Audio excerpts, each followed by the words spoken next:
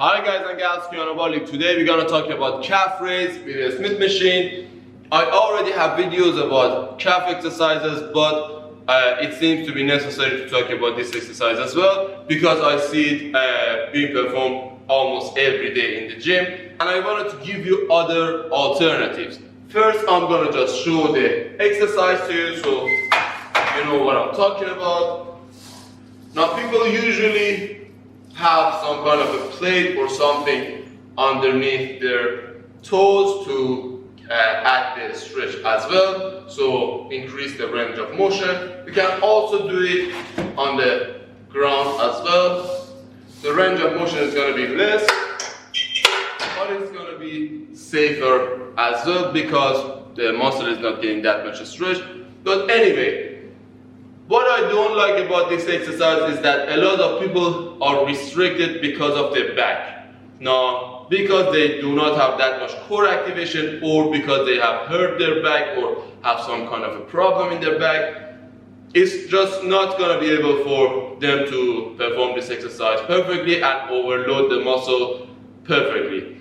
And that's not going to be the case if you do a small tweaks to this exercise. So instead of going all the way up and adding a lot of unnecessary weight on your back, you can bring the safety bars a little bit up.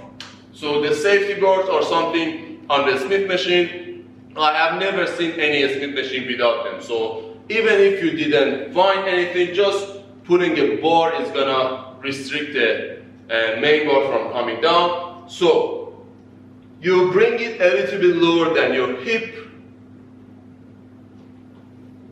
You bring the bar all the way down. Find a towel or something to make it a little bit, or a sponge or something to make it a little bit easier on your back, and put it on your hip. So here, do not put it on your lower back, bring it down, put it on your hip, so your glutes muscle or the fats that you have in this area is gonna cushion the weight.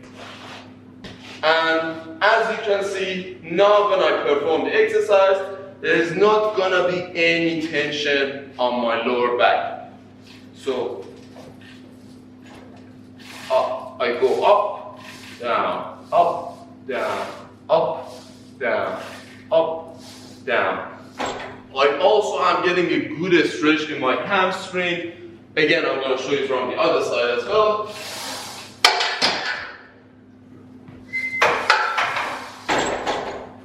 So now I'm going to do it just on the ground so you understand what I mean.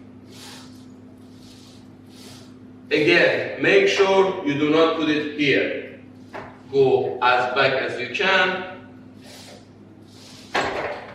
It's not gonna be painful if you perform this correctly. And the variation that I just performed was done with a straight leg.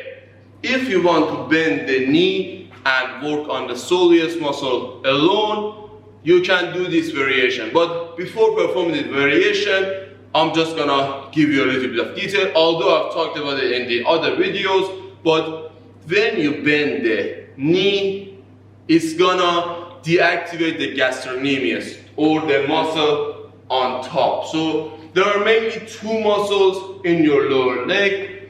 The superficial one is the gastroc or the gastrocnemius, which goes all the way down and attaches to the Achilles tendon and all the way up and crosses the knee. The other one is the soleus, which is a little bit deeper.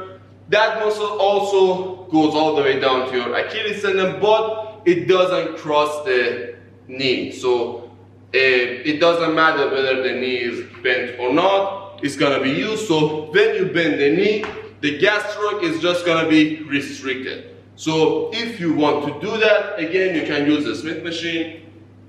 All you need to do is find a bench or something that's a little bit high.